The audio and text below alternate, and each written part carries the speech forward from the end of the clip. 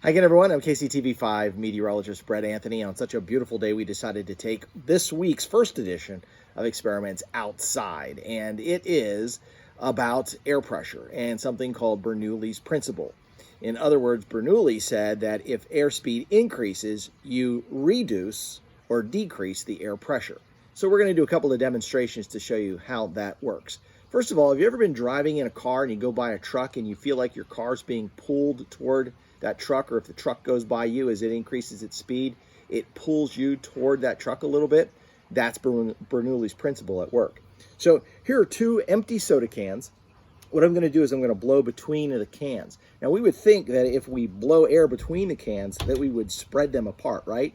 Well, here's where Bernoulli's principle comes in. Watch what happens.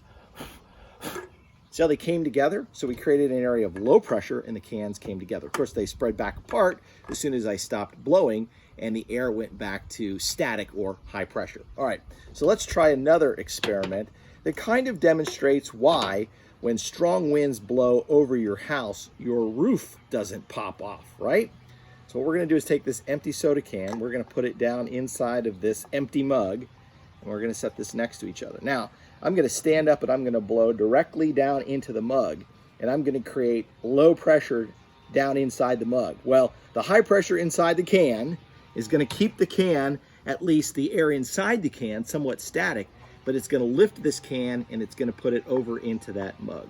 So let's see if we can get this right. It might take a couple of different tries, and you can try this at home. So I'm going to stand about 10 inches above the cup and give it a nice short burst of air down into that cup. How about that? First try. It's always a charm.